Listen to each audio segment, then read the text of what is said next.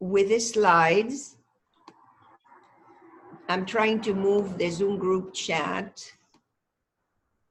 Okay, so it doesn't interfere with the slides. Okay, so we're now on slide 2. Let me say one word.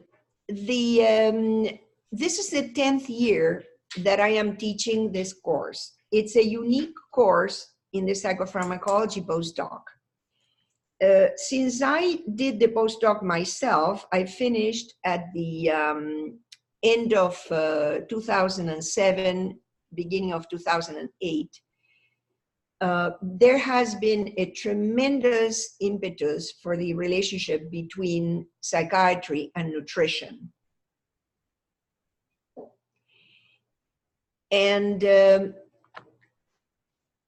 when I graduated, the then director of a program, Dr. Stephen Talkin, asked me to teach a course that would help to integrate the area of molecular nutrition with psychopharmacology, because as you will see, this area is very, very instrumental in creating and restoring health. And it's not enough to medicate when necessary.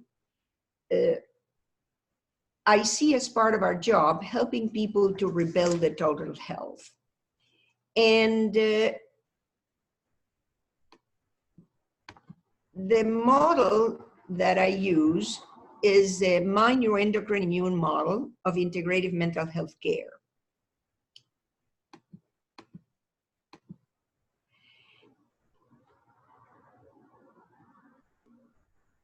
Ideen, I'm having some trouble because it says, please move this window away from the shared. And I don't know what window they're talking about. Doctor, is there any other window open on your screen? Only the Zoom group chat, but I put it on the side. Yeah, maybe we can minimize that one if you like. Try to see if that helps. Okay. Yeah, I guess that helps. No, I think I need to eliminate, but then I cannot see the messages.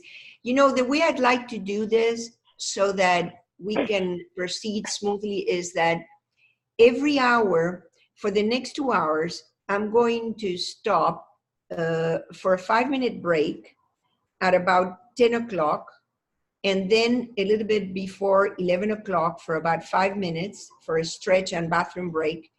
And then at 11:45 noon, and I'm talking Pacific Standard Time because I'm in California now, and we're going to have time for questions in that 15-minute period. Questions about what we've just done, conversation, and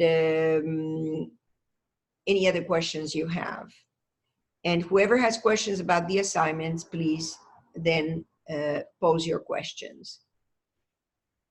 And the format is going to be, you know, the 1-hour lunch break, and we're going to work with the same model in the afternoon. Let's see. It's still I minimized the Zoom share, and it still says, please move this window away from the shared. Doctor, maybe you can go to the view option on the top of your screen and just choose exit full screen. Let's see if that's gonna help. Where is the options? If you go to the top of your screen, you should see kind of like a green and black bar menu. Do you see any? No, I don't see that. Oh, now I do. Okay, hold on. Yes, it's says, collapsing. And so view option.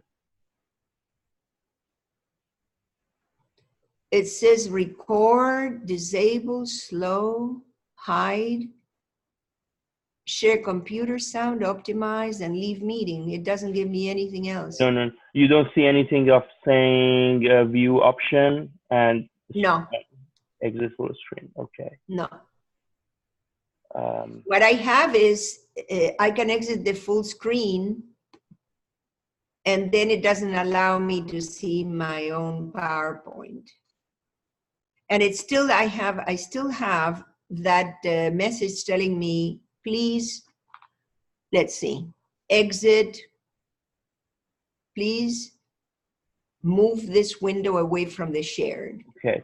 Maybe the way we can do it is that you stop sharing this window and then go to your Zoom and then again start sharing, but this time only choose, instead of choosing the whole screen, only choosing the slide to share.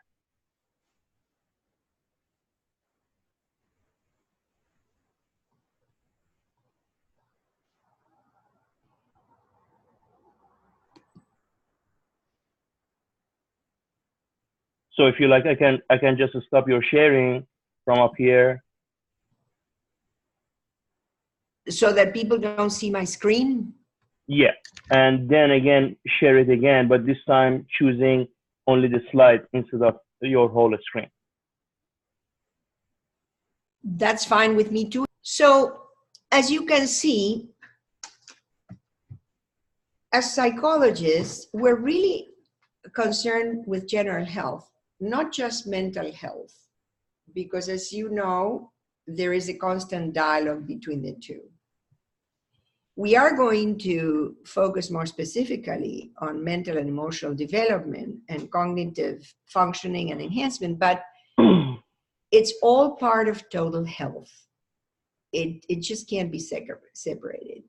So an overview of nutrients and health, detox, drug-nutrient herb interactions, nutrient depletions related to psychotropic drugs, nutrient replenishment with diet and with supplements. Those are big, big topics. And so what I would like you to know at the end of this course is basic concepts of clinical nutrition as prescribing psychologists.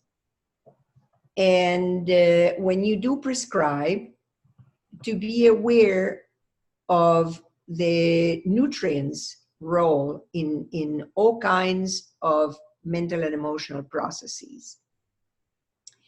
To prescribe more safely, to ease the process of tapering off with nutrition, and to enhance efficacy with nutrition. To support psychotherapy, not just the use of medication.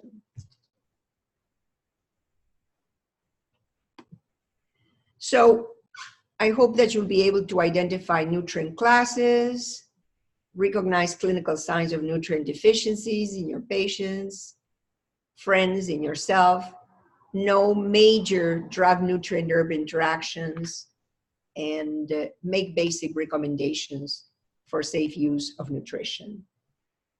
Now, this is part of a biopsychosocial model, and I'll let you read more in detail about that. I just wanted to put in context that the emphasis of this course in molecular nutrition is part of a holistic approach to health, and that nutrition has two-way effects, that nutrients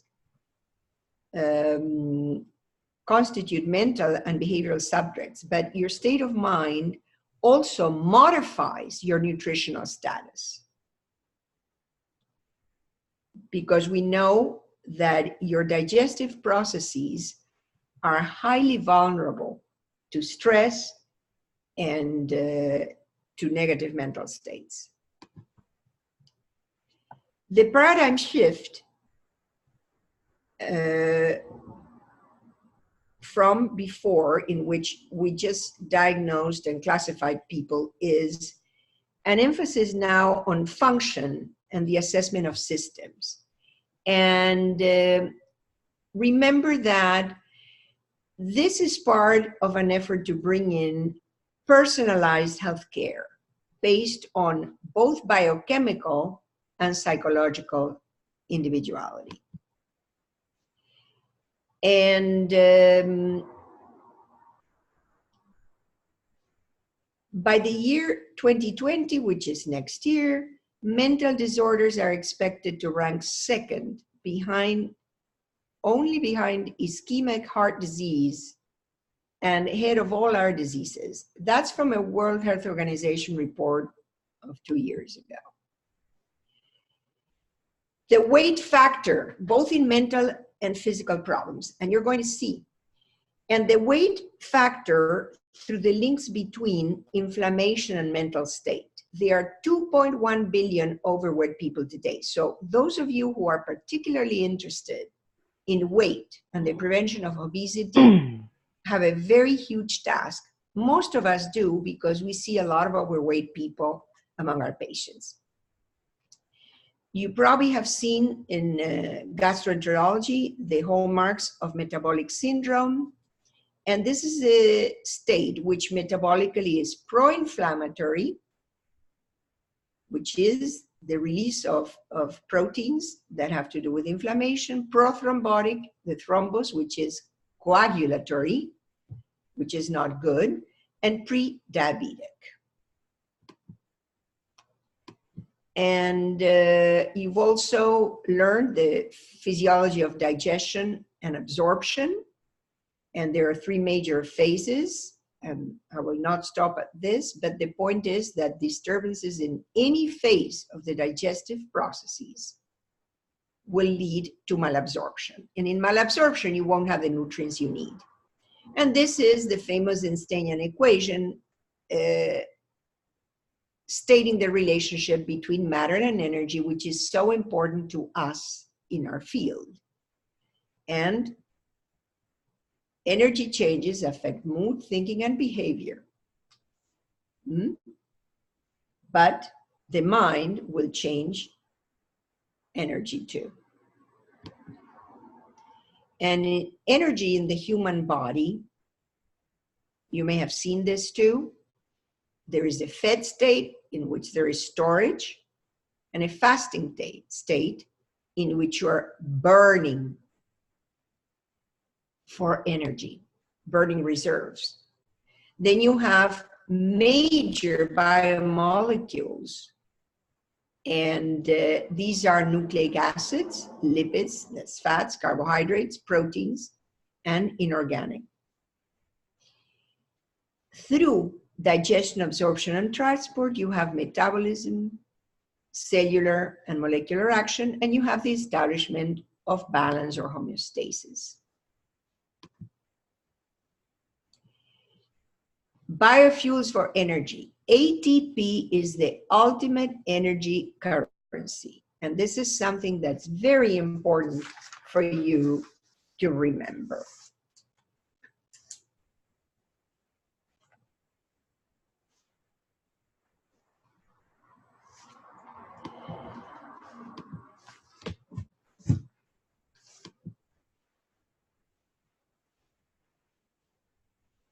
You know, there is a very important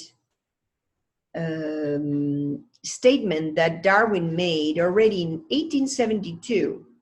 The brain's energy requirements are second only to the heart. And he postulated a dynamic neural relationship between the heart and the brain. And we know that today. And those of you who do biofeedback and neurofeedback know about the studies in which EEG has been compared and juxtaposed to EKG, and there is an ongoing relationship. When the heart is affected, it reacts on the brain, and the state of the brain reacts again through the pneumogastric nerve. That's what they call it then. It's the vagus. And you're going to hear more about the vagus because it's a crucial nerve in terms of mental and emotional adaptation. And it has a lot to do with nutrition too. So under any excitement, there will be much mutual action and reaction between these two, the 2 most important organs in the body. The vagus nerve is the key parasympathetic nervous system nerve, and it primarily releases acetylcholine. It also has some norepinephrine and GABA, and it's very crucial for digestion. Among other functions. Hey, And Dr. Gall, is there any way to switch your slides to full screen for us? what's that? Is there any way to switch your slides to full screen?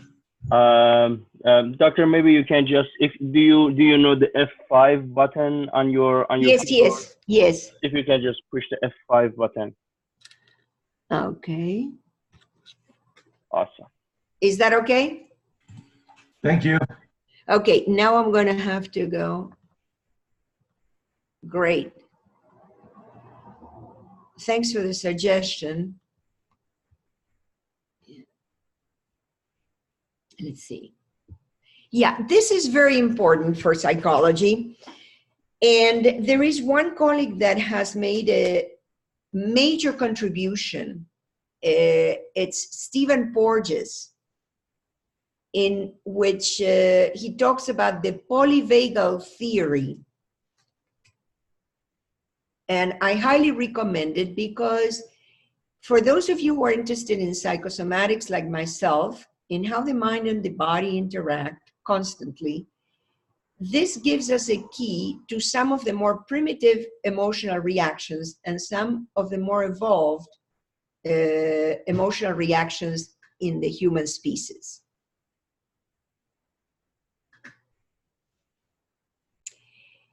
This is a very important slide because these are very, very crucial topics in contemporary medicine as well as in psychology. Inflammation, mitochondrial function, methylation, what it has to do with genes, genetics, epigenetics, how we modify the expression of genes, nutrigenomics, how we modify the expression of genes through nutrition, and the gut microbiome, that is that gut-brain-mind connection.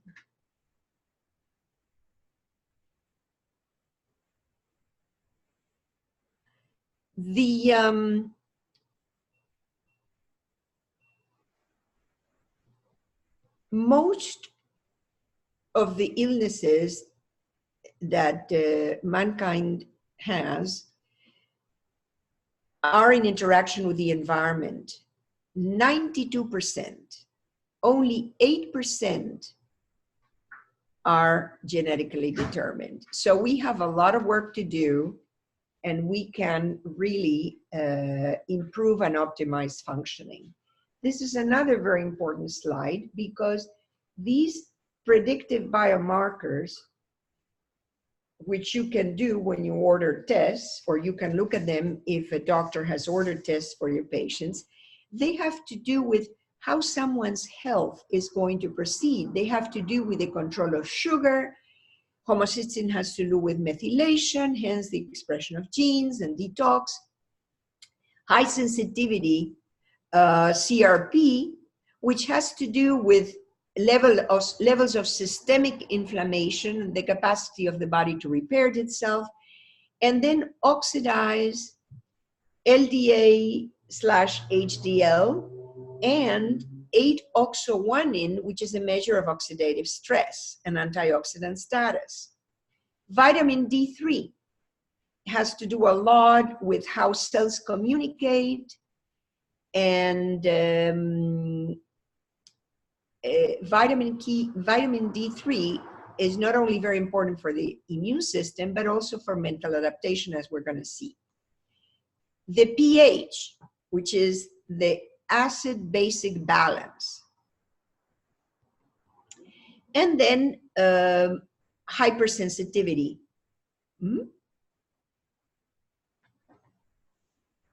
Hypersensitivity testing through some lab tests. There is a whole blood test for delayed sensitivities to foods and environmental substances. This you may have seen before, which is there are health conditions that mimic and affect mental disorders. And we will return to this.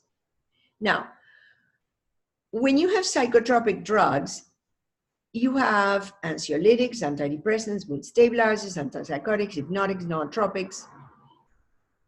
But there are other drug classes with psychotropic effects, cardiovascular ones, like the COX-2 inhibitors, which are anti-inflammatory, and adrenergic antagonists,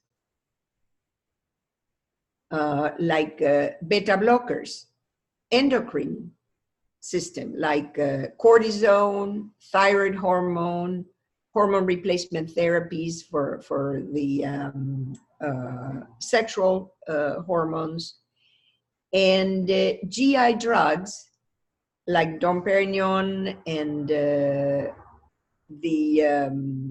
5-HT3 blockers, such as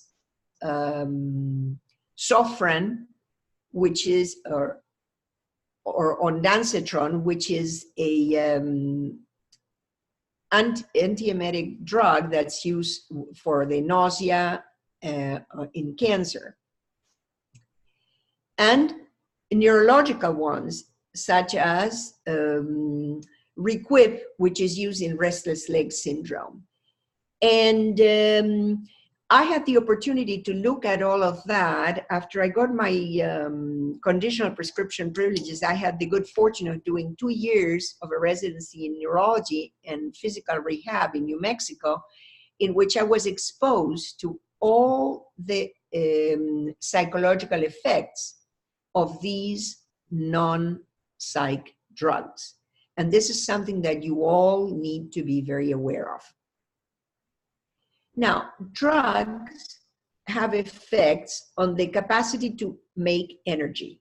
The mitochondria are organelles in your cells. You have seen those when you were studying cells that generate energy. And the side effects of several of the medications are fatigue, depression, lower drive, cognitive dulling, cardiopulmonary problems, impaired GI function, endocrine dysfunction, etc. And we're going to touch on that specifically. But this is an important slide because you have to be aware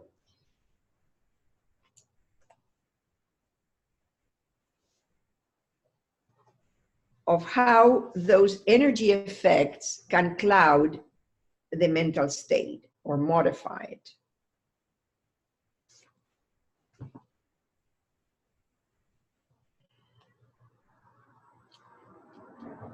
Mitochondrial health is very, very crucial to health, and it has been found to be, mitochondria have to be found to be impaired in their function in many of the psychiatric disorders. For those of you who want to go further on this topic, you can look at my review article on mitochondria from cell to psyche.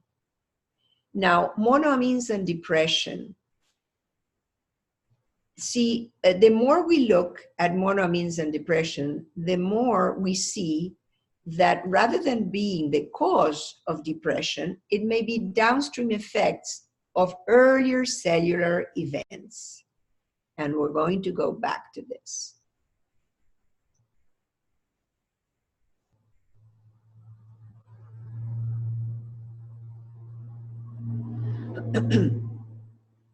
Energy and metabolic pathways is something you've seen. I just wanted you to review how, there is an energy yielding and an energy requiring process, and there's a central process that combines catabolic and anabolic process.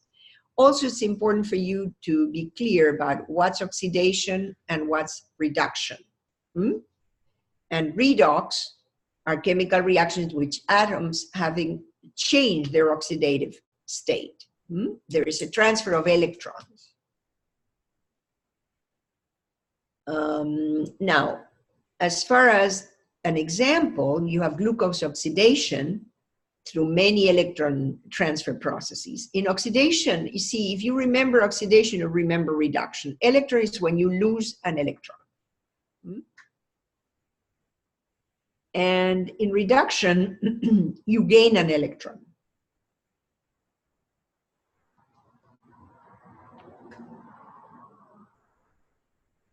Epigenetics is the process of changing gene expression without changing genes.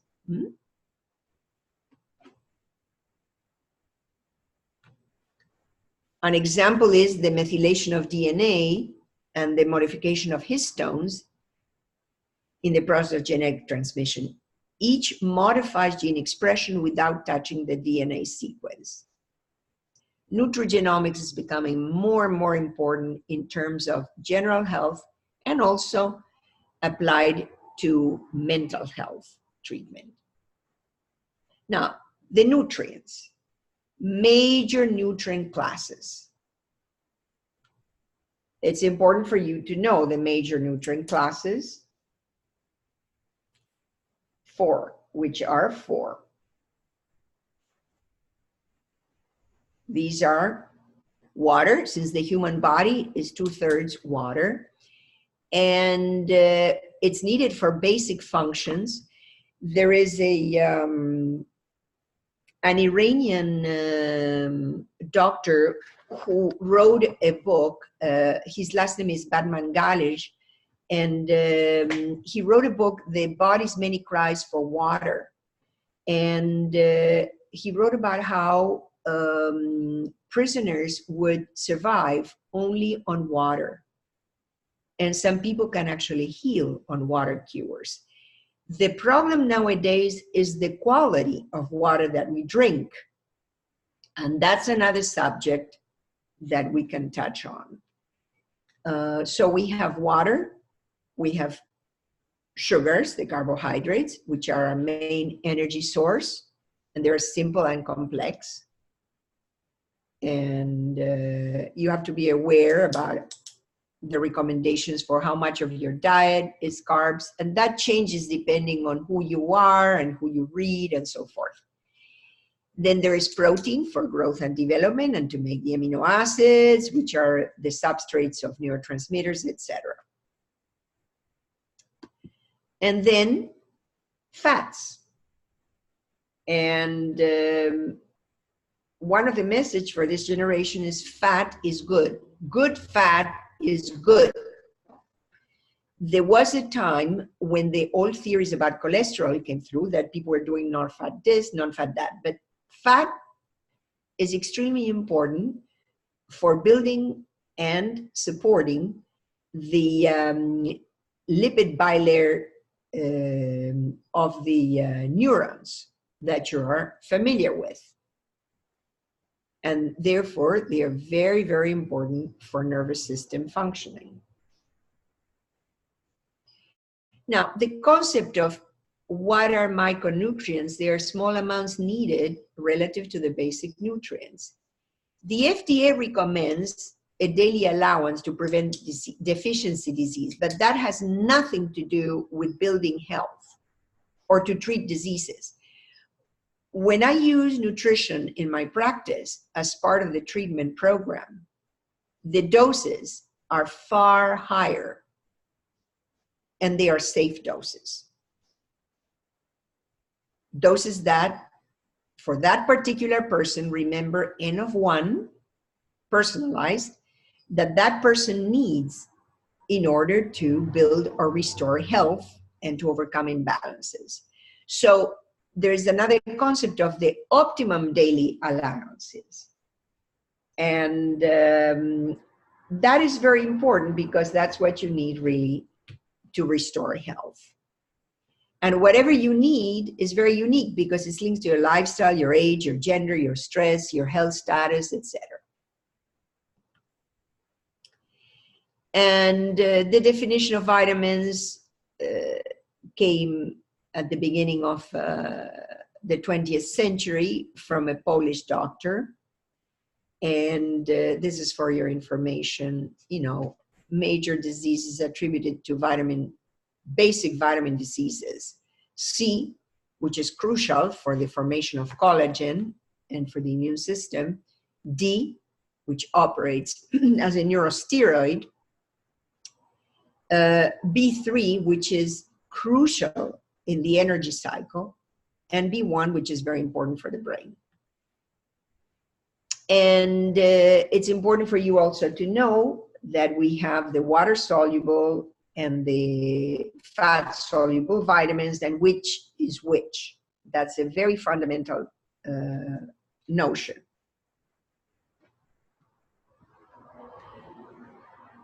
And nutrients, this is very important, operate as teams. And this is in contrast with the pharmaceutical drugs, which they have specific targets. There are some drugs that target more than one condition. And when we look at clinical examples, I'm going to mention some cases in which I prescribed a medication that would be good for 3 different conditions. But the usual among the doctors who prescribe is to prescribe for a specific health problem.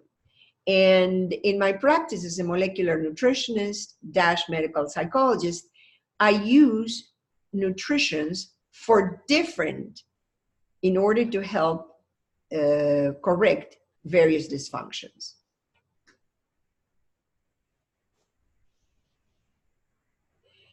This slide is not very clear. Please do your best to read it. I don't expect you to memorize, but it's a very good source of what vitamins do and what kind of health conditions they're good for. This is a much better version. And it tells you also the food sources. So it's much more complete. It tells you about vitamins, food sources, functions, and deficiency. Now, this is an important slide because this is more like a summary.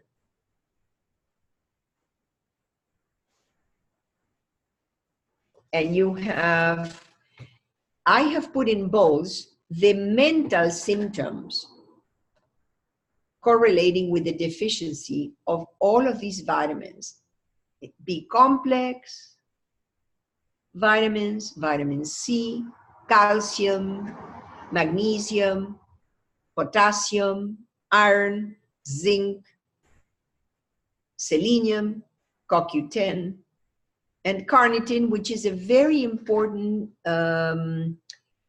derived amino acid derived from lysine, which is very important in the energy cycle because it helps to burn fat for energy.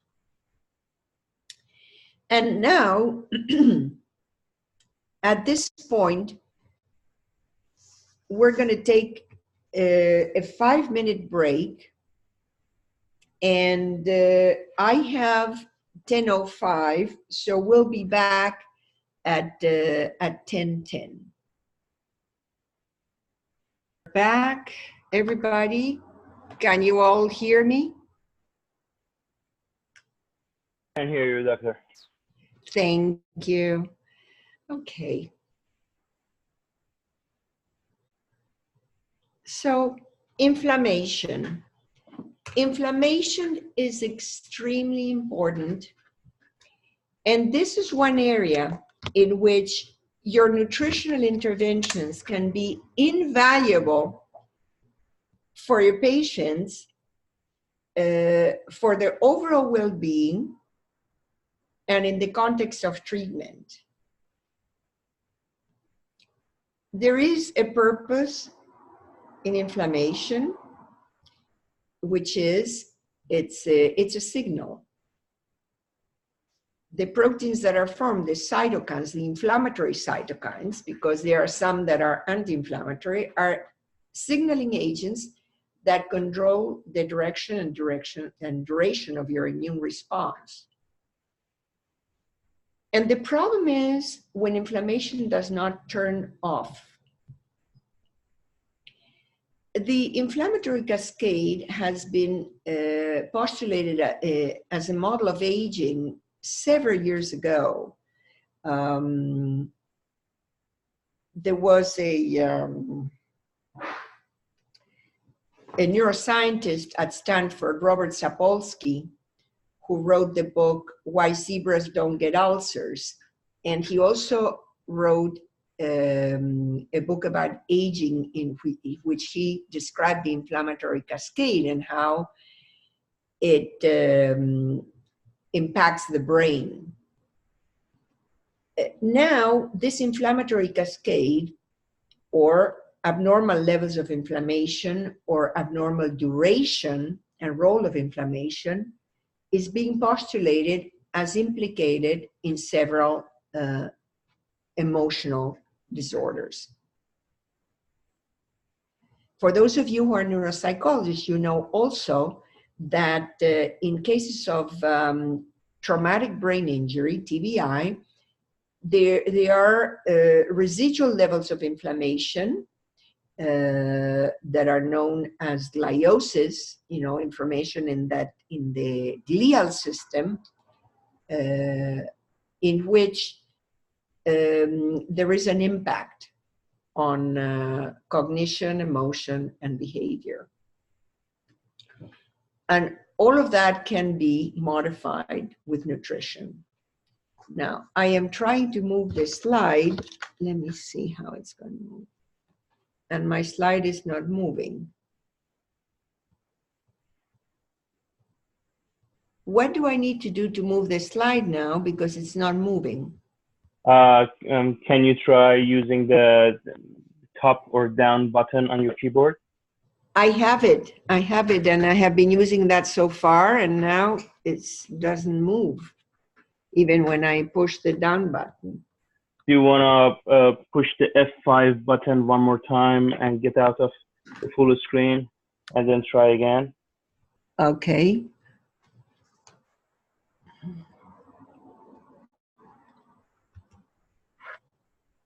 I pushed the F5 and it's not doing anything. I wonder if it's frozen.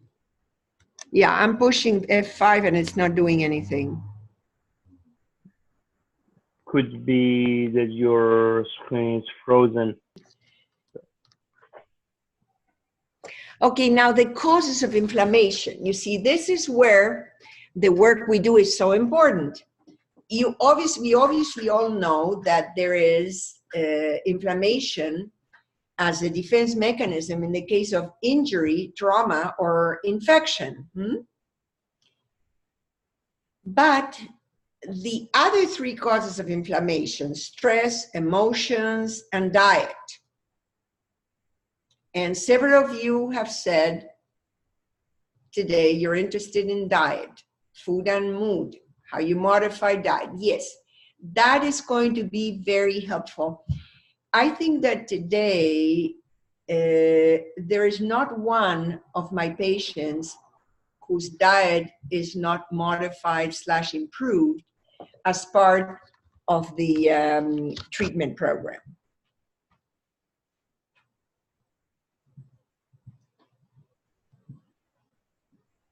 And you have the detail on this slide. You can go over it. This is a very important slide. Causes of inflammation.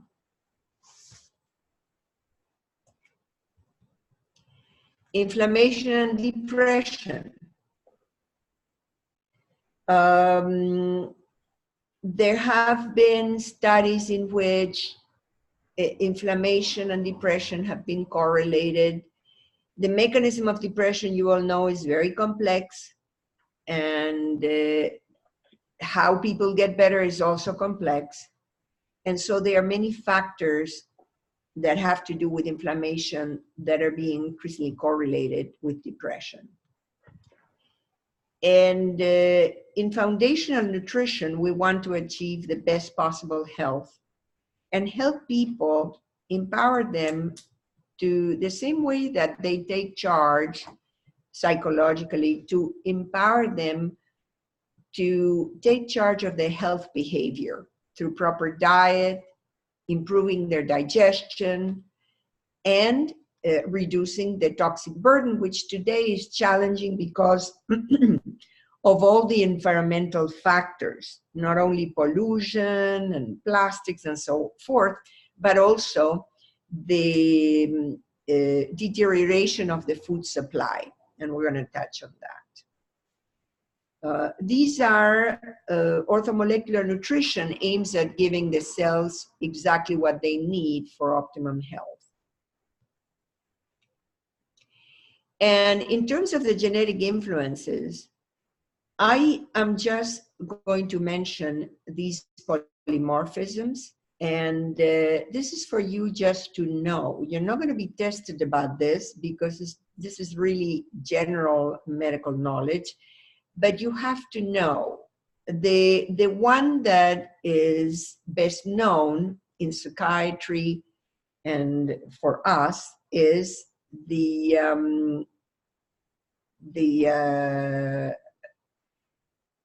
MTFR. It's the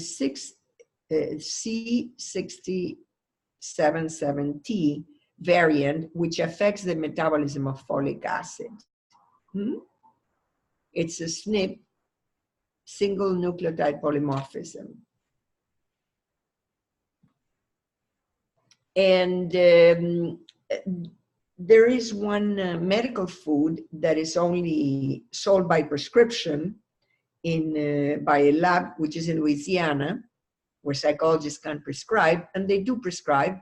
It's very high doses of methylfolate because 1/3 of our population genetically cannot make that conversion. However, the word of caution is that there are 8 major subtypes of folates, and in addition to giving the methylfolate, it's very important to give other forms of folic acid so that you don't imbalance the system.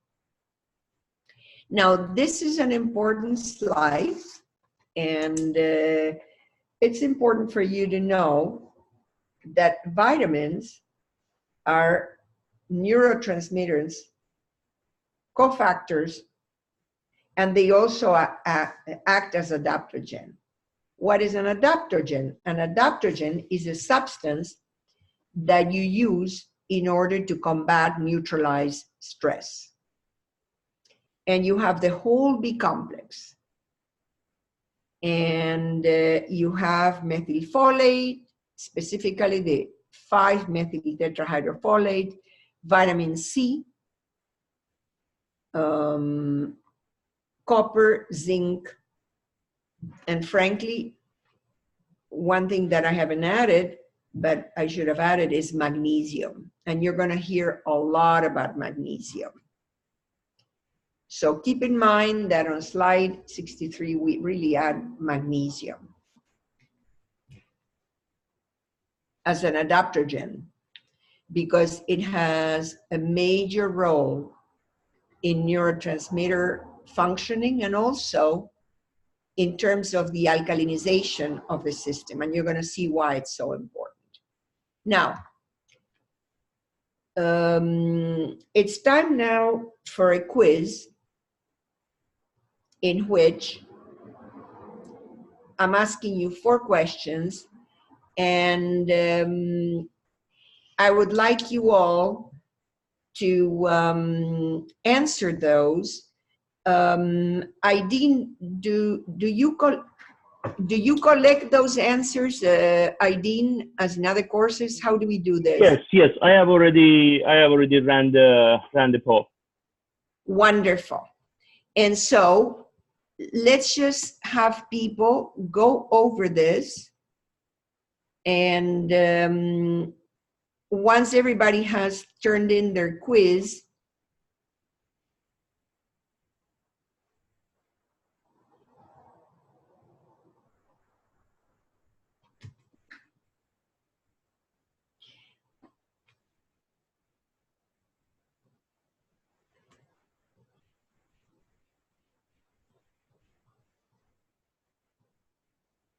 and for question 2, just circle the ones that you think that you've learned are major causes of inflammation.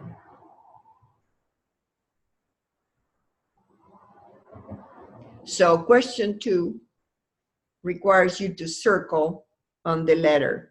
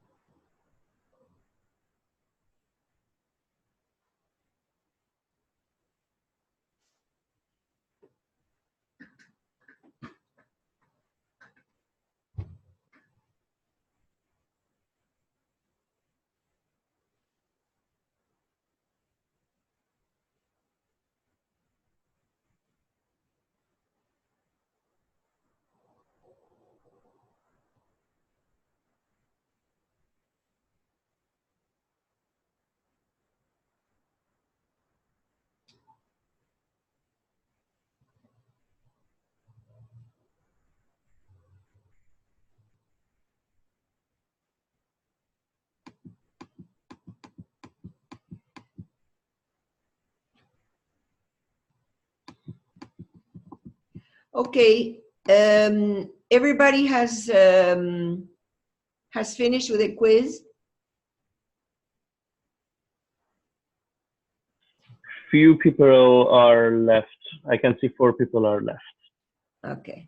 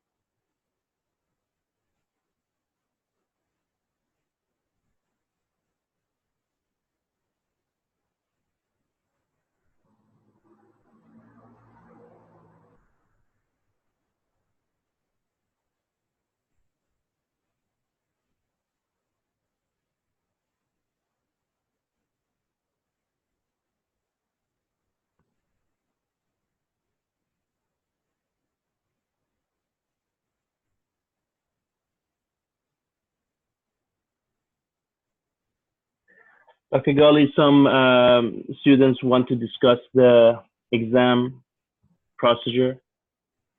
The exam or this quiz? The exam, after the exam. The actual exam that they're going to take after this course? Yes. Yeah, we're going to discuss that when we have the discussion section. And so we're going to, before noon, so that people are prepared. And so we're going to take time in those 15 minutes to talk about that. I had a question, Dr. Gall. Yes. I saw you had posted a paper that was due yesterday, and that was actually unknown to me. We don't usually have assignments due prior to the course.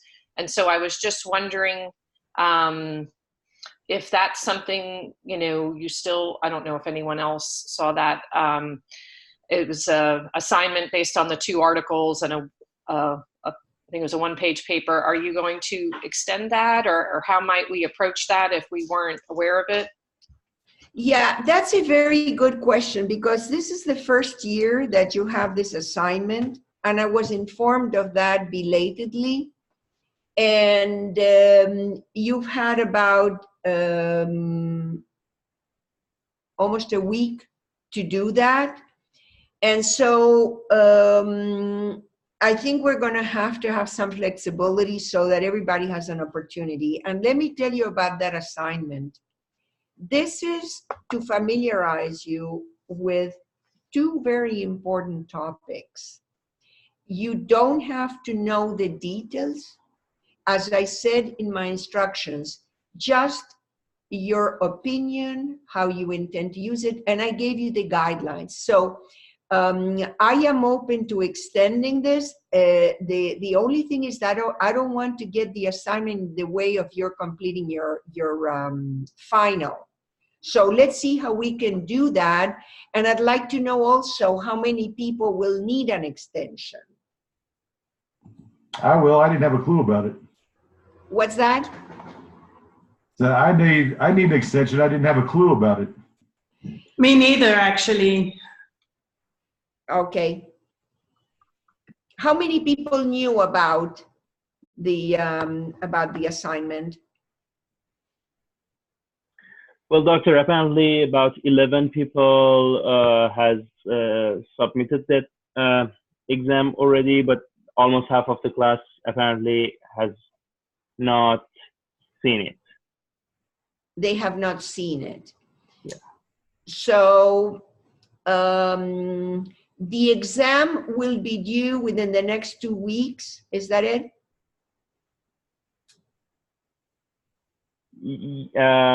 The exam, I have already contacted Dr. Steinman on the policy, on the due time for exam after this, but the due for a pre-test that you said was until yesterday.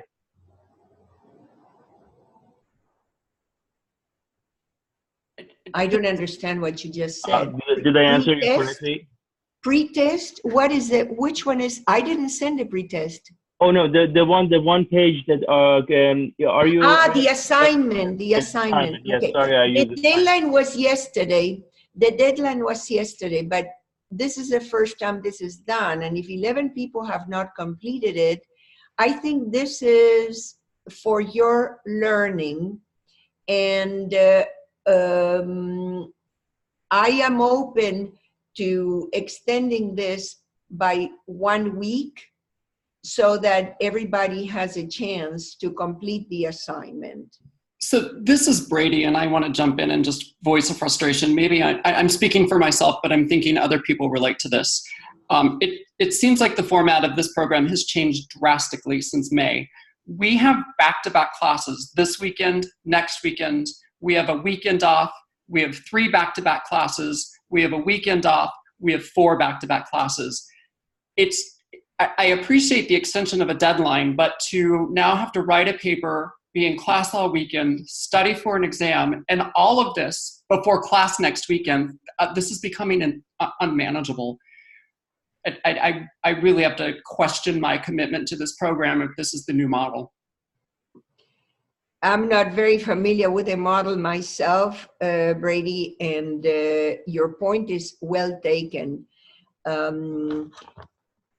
I think that We I'm literally open have to class every single weekend from the last 2 weekends of October through December. Mm-hmm. Thank you for speaking up, Brady. I actually agree, but I think, Dr. Gali, you're probably not the right person because I agree with you. I agree, but she's the right person to kind of help take some things off the plate for absolutely. like that paper that's not For all of you, I have already spoken up, but I do not have the decision-making power. What you need to know about me is that I have very high standards of learning and performance. However, I want to make this course and this exam as easy as I can because I can appreciate that nutrition is not your major. And, when I took the program, it was 2.5 years. I did it in less than 2 years because I was already a naturopath and I had other backgrounds. And so I did go at some point with 1 exam every week, but this is not, I don't know how they're doing it. I honestly don't know. I think that if you all write something, you may get a response. So I would say that if you can all achieve some form of consensus, then you will probably get more receptivity. And I appreciate that, Dr. Gill. I know you're not the right person to be having this conversation, except that the train's left the station and this is going to snowball. So, writing one thing maybe you could consider is writing a one-page paper that's not even graded is just something that No, that's, thanks for bringing it up. I'm not going to grade it. It's going to be pass it's fail. just something that has to be fail. done when we don't have time to manage everything that's going on. It's going to be, no, and I'm glad you bring it up. This year, at least, it's going to be pass fail, and keep the outline. You know, as doctors of psychology, you all have learned to think critically and to analyze what you read much better than in other fields. And so just a one page, and then, you know, not more than that, not more than one page, and just react to these two notions. And it's going to be a lot easier and take a lot less than you think. The reason I want you to pay attention to this is because in one case, the fire within touches on a topic that you're going to learn so much about that one is going to be a sleeper. And the other one touches on something that underlies oxidative stress, degenerative disease, and deterioration of mental functioning. So I have just given you the major clues on how to write that paper. I understand and I appreciate it. I hear what you're saying. Just please be mindful. We're in class all weekend. We're in class all weekend again next weekend, and we have to get a quiz. We have to study notes, and we have to get a quiz taken between now and next weekend. It's hard, even though if it's an hour or 2 hours, it's hard to do. And again, it's a change in format that you didn't do. I guess just please be aware of where we're all at with these changes. No, and I fully am, and I have been already part of the discussions, believe me, but I'm going to convey this because, you know, to me, the learning process should not be fraught with anxieties about things that don't have to do with the contents of the learning, you know? So Also, this is why. I think it's important also to know we're all professionals, and a lot of us are professors, and we know how to read papers and to digest them doesn't always necessarily mean we need to write a paper. As a lot of us probably do this daily anyways. I'm not sure what others think about that.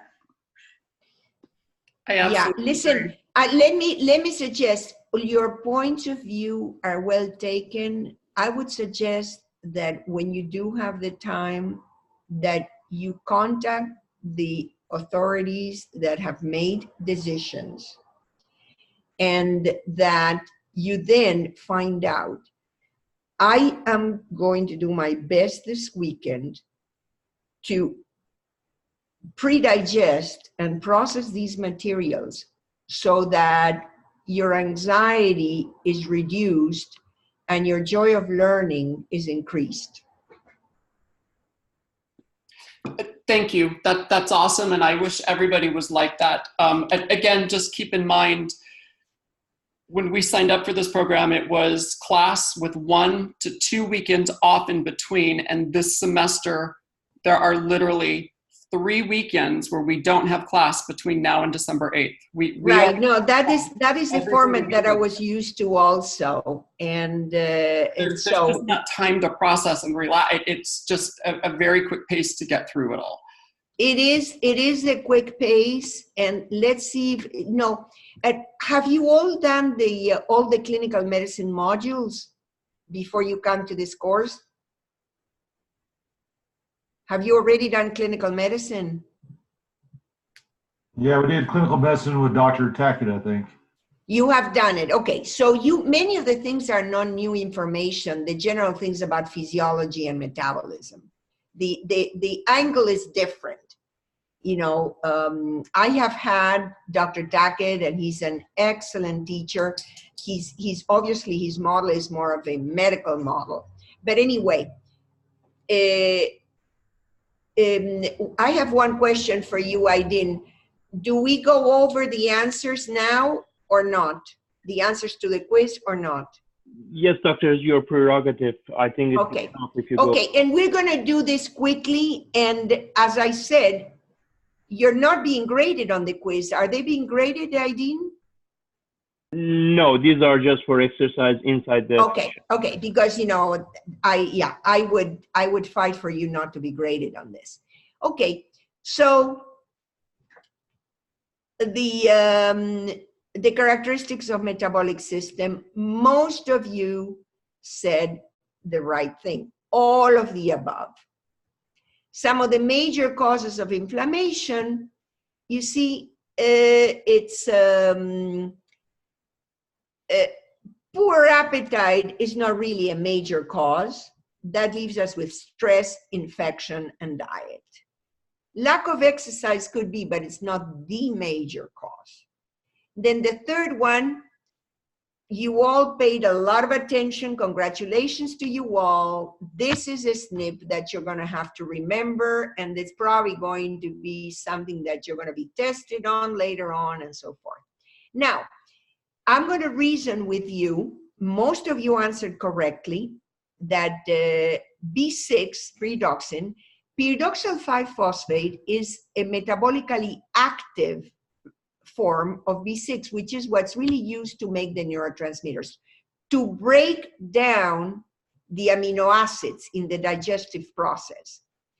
And if it's the one that breaks down amino acids, obviously it's going to be precursor in the synthesis of the neurotransmitters, because GABA and serotonin and dopamine come from amino acids. So for the few of you who did not respond correctly, that is the reason for that. And so you've all done very well, and I'm really pleased about this. So we're going to move on. Wait a minute. Would you mind going back and giving the clear answers to all 4 questions? A clear answer is all of the above for metabolic syndrome, stress, infection, and diet. See, a major cause of inflammation is infection. Stress, most of you did, but you need to be aware that there are diets that are pro-inflammatory, and that infection is the classic cause of inflammation. It's a defense of the human body to protect the body and get the immune system flowing. And then the third one is the fact that this is a single nucleotide polymorphism in the gene that affects folate metabolism. And the fourth one, I'm repeating myself, the active form of vitamin B6 breaks down the amino acids and helps them to proceed to the formation of GABA, serotonin, and dopamine. And now we're going to continue.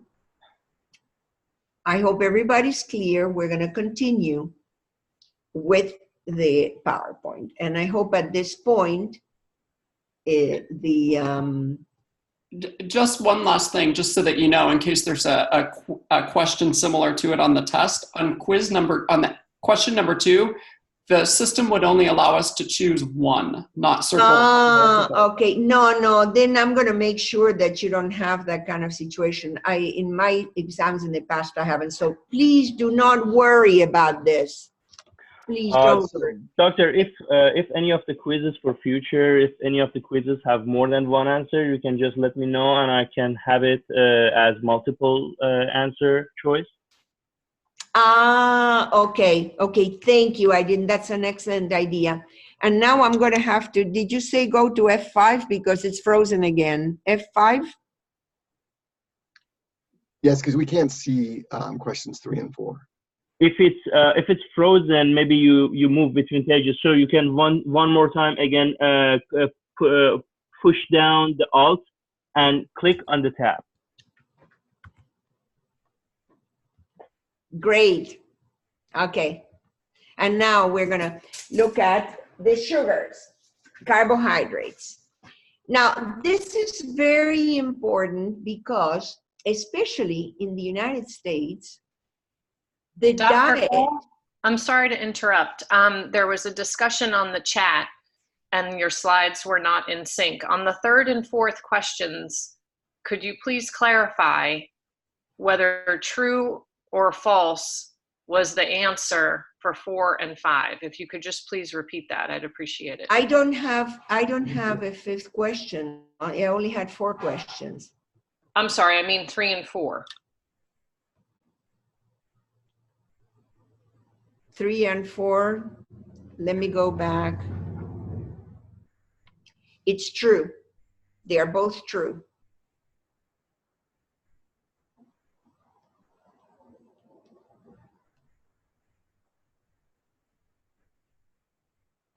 Okay. So, carbohydrates. You know, it's important for you. You don't need to know all these details. This is for reference. What you need to know is white sugar is a refined sugar. It's something that immediately goes into the bloodstream and it causes the sugar high and immediately causes the sugar to go down, as opposed to being released, sugar being released into the bloodstream gradually, like with complex sugars, complex carbohydrates.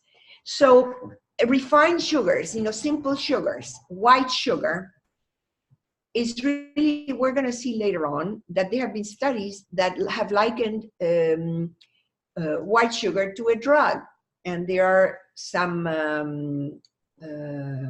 reward reinforcement aspects that make it into a drug. Not only is it bad for your health and for your immune system, it is the #1 cancer risk factor. And in this country, the whole food chain, and it's unbelievable for those of us who didn't grow up in this country, how everything has been laced with white sugar, like ham and many other foods that normally shouldn't have sugar in them. And so the tastes of the population have been shaped to want sugar. And we know more and more that they are the culprit in many health conditions, including mental disorders. Amino acids, very important, because the function is protein synthesis. To have long-term memories, you need new protein synthesis. And I'm giving you the molecular structure. It's an amino group, nitrogen and hydrogen, and a carboxylic acid is carbon, oxygen, oxygen, hydrogen. And I'm not going to ask you details like this, but this is for your reference. If you were studying medicine, you would have to know this by heart, at least when you're being tested. Now, the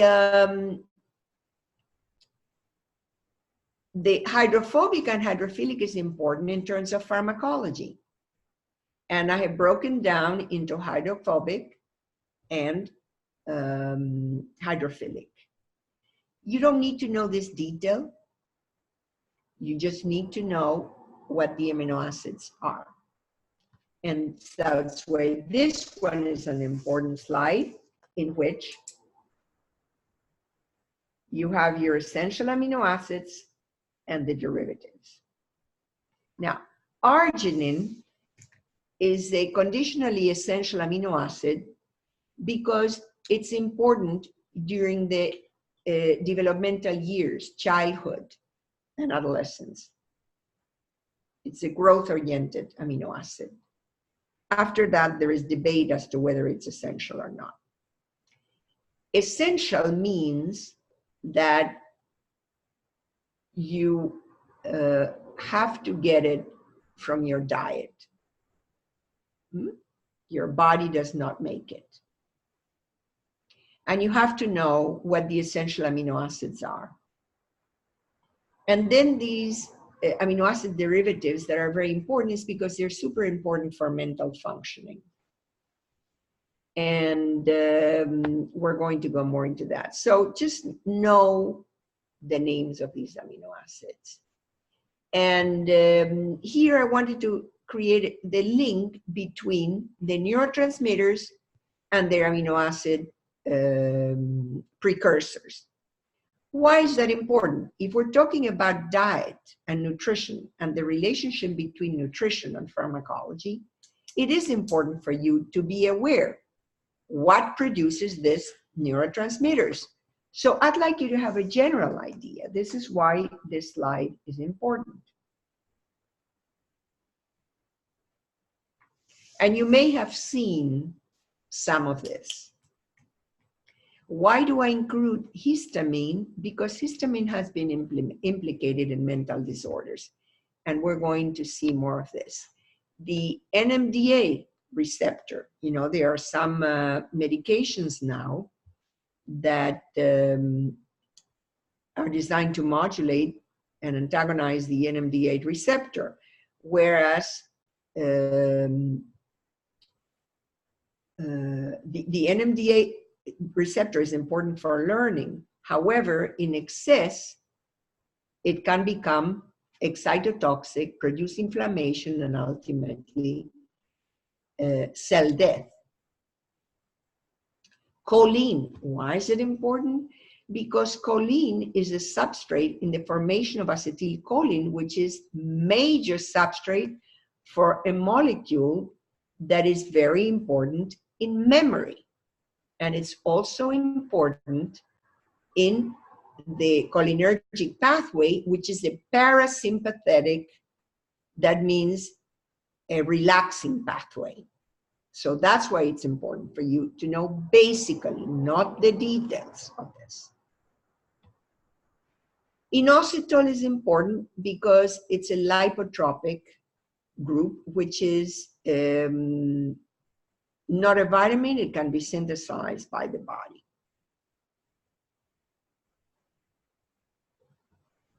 And it's important in transport of fats and in metabolism. Now, amino acid is very important to assessing depression, anxiety, etc., autism, behavior disorders, and cognition. And I'm telling you, it can be done as plasma amino acids or a 24-hour urine collection.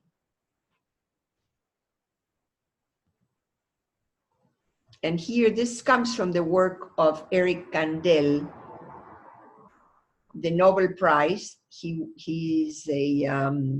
was trained as a psychiatrist, became a neuroscientist, was initially going to be a psychoanalyst, but moved into the neuroscience. And he made very important experiments that showed precisely what kind of changes are required in the different kinds of memory.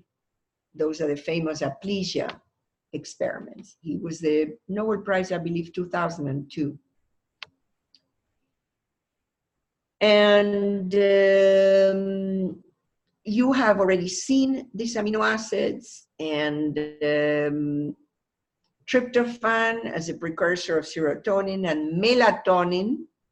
That is very important. Tryptophan as a precursor of serotonin and melatonin through certain enzymatic pathways. And here you see the pathway, and you have seen this already in your pharmacology course, that from tryptophan, there is an enzyme that produces 5-HTP, 5-hydroxytryptophan, and then through aromatic amino acid decarboxylase, which depends on active vitamin B6, you get serotonin, which is also called 5-hydroxytryptamine, which is the chemical formula. Now, if you go through 2 more enzymatic steps, meaning N-acetyltransferase and 5-hydroxyindole oxymethyltransferase, you get melatonin. So with some people, instead of giving them melatonin, if you improve digestion, the body takes care of itself. You give tryptophan with B6, active B6, and they can form more serotonin and more melatonin. And this is for your information. You're not going to be asked details. Neurotransmitters and precursors. It's a continuation. You have phenylalanine that goes into tyrosine, and tyrosine is important for the formation of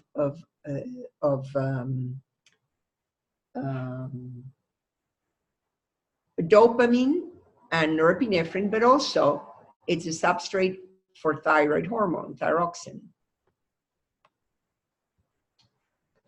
And here's the tyrosine pathway again with its enzymes. And this is something that you see in your pharmacology course. They don't tell you about the vitamins usually, but look at how important these enzymes, the biopterins, which usually, you know, when they test for in autistic kids, usually they have abnormal levels of H4 and H2, which are different biopterins. And look at copper, vitamin C, vitamin B6, and SAMI, which is derived from methionine, from the amino acid methionine. And then, you know, this is a finding which is useful for you to know, but you're not going to be tested on this, that there is a dearth of sulfur-containing amino acids. The sulfur-containing are the ones in the methionine pathway in Down syndrome and autism. This is detail on tyrosine. You don't need to know the detail. And there is something, see, this is an amino acid that the acetylated cysteine, which is in the methionine pathway, you must have seen that. I think that Dr. Tuckett mentions that because it's used in the, when people go to the emergency room with acetaminophen overdoses, they give them NAC. It's called NAC. But NAC in nutrition we use as an antioxidant with detox properties, not to be used indefinitely because N-acetylcysteine, NAC as we call it, is also a chelator, which means it binds and carries both toxic metals and good minerals out of the system. So you use it, very useful, with caution. Taurine. I'd like you to know about taurine, not the details. It's in the methionine pathway, but what you need to know about taurine is that taurine is very important. And, you know, and I'm going to test you on what I talk about in class, which is an extension of what's on the PowerPoint. Taurine is very important for the brain, for the heart, and for the gallbladder. Therefore, it's a very, very major amino acid. I've used it in my practice with people who were extremely anxious or agitated. And I remember some years back, one woman who was a physician, an internist, and she was super agitated because of some issue concerning her family, her husband and her child, and herself. And she was on the edge of between wanting to be medicated and wanting to do natural treatment. And I said, well, you know, we can try this. And this was several years ago before I had enough experience in this. And I said, you know, if it doesn't work, you can always get a prescription for psychotropic medication. I started her on a doses of 2 grams a day, that is 4 500 milligram capsules, and she related very, very well because you see, taurine enhances GABA in the brain, but it's also very important for the heart as when it combines with the salt of magnesium as magnesium taurate for muscle contraction and relaxation, muscle relaxation. And it's important for bile formation as taurocolic acid. So this is an important amino acid to know that you're not going to see conventionally mentioned. And here you have. So it's really more than anything, slide 83.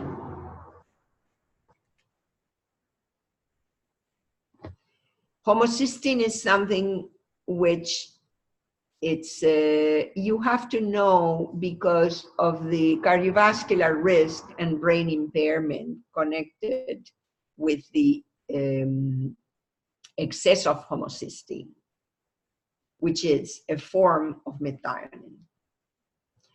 SAMI is something that's given, I have given it with very good antidepressant effects, but it's a very expensive supplement, and I haven't found that it justified using it because that way, instead of doing nutrition, we're doing natural pharmacology, and there is a difference. So while it's used very widely as a supplement in the treatment of depression, it would not be my first choice.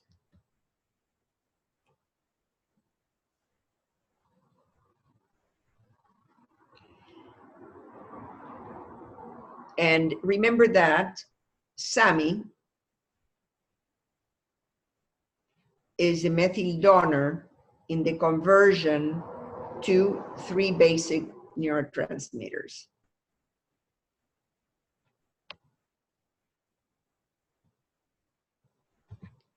And here you have the conversion of tryptophan to serotonin and tyrosine to dopamine and then norepinephrine. And what I wanted you to see is that it's a nutritional process. Glutathione, you need to know that glutathione is a major antioxidant enzyme. That's what all you need to know about glutathione.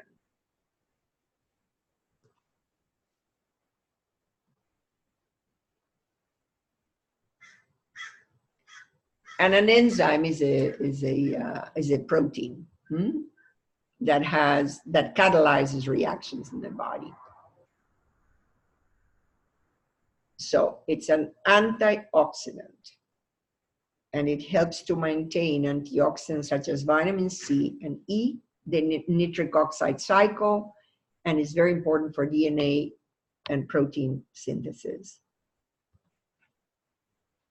And there are factors such as sleep, stress, the food, and the environment that significantly affect how much you make. You know, you may have seen bottles of glutathione, even glutathione that is in suspension in fatty cells and so forth. And it really, most people, there is a myth that you're going to absorb glutathione, but in reality, the best is to give precursors that are going to help to make glutathione. And it's not necessarily supplements, because exercise can help you to form more glutathione. So I wouldn't advise you, because the expensive supplements that are glutathione, I would advise you to look at reducing stress, doing sleep hygiene, improving diet, improving lifestyle, exercise, so that your body can produce more glutathione. And there are sulfur-rich foods you need to have to make more glutathione, supplementation with precursors such as the one that I mentioned to you, NAC, R-lipoic acid, and nutrients such as B12, B6, folic acid, selenium, and some vitamins. Milk thistle is a nerve. And now we're going to stop for 5 minutes, and we're going to come back, and then we're going to have our 15 minutes of questions and answers. And I hope you do a good stretch, and we'll reconvene. They have depression. And here is a mapping of amino acids for the brain and the rest of the body. So this is something useful for you to know. You don't need to remember this by heart.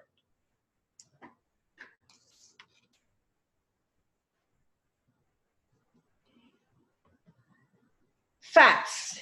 Let's talk about fats. There are different fats. The phospholipids are extremely important because they are components of the cell membranes, including neurons.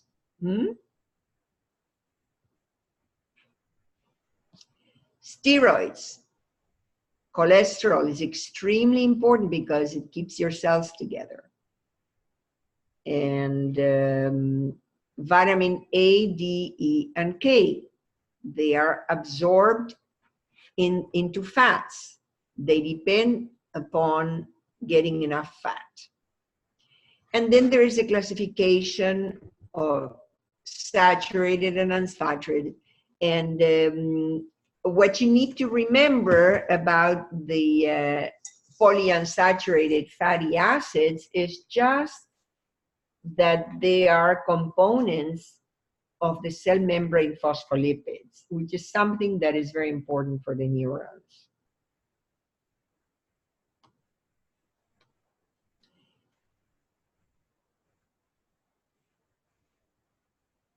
And they are the precursors of the eicosanoids, some of which are the anti-inflammatory and some are inflammatory. And here's the fat and inflammation connection. So fat digestion, you need to know, begins in the mouth with lingual lipase. Fat digestion ends in the small intestine. Now, fatty acids and the brain. The brain does not use fatty acids directly as energy substrate, but it needs to build the neuronal and glial cell membranes. This is part of the immune system. The glial is a part of the immune system of the brain. And the uptake from the circulation may be the brain's major source of fatty acids. So diet, and here for those of you interested in diet influences how much essential fatty acid you have available. Mammals do not synthesize 2 long-chain fatty acids, and therefore they are considered essential in the diet. These are what I mentioned before, the polyunsaturated fatty acids. One is linoleic acid, the other one is alpha-linolenic acid. And you need to know that lipids make up 50 to 60% of the structural brain matter.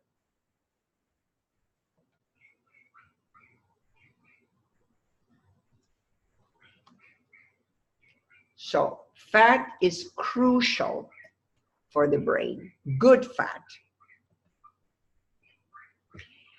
And this is something you may have seen in your other courses. Arachidonic acid, this cascade has to do with the formation of inflammatory substances. And inside the nervous system, those polyunsaturated become part of its phospholipids. Now, DHA accumulates in the nervous system very actively during late pregnancy and early postnatal period. Breast milk has DHA, and hopefully it has enough DHA because with changes in dietary habits, many pregnant women do not have enough DHA in their milk, which is not good for their babies. And milk formula does not have DHA unless it's been enriched.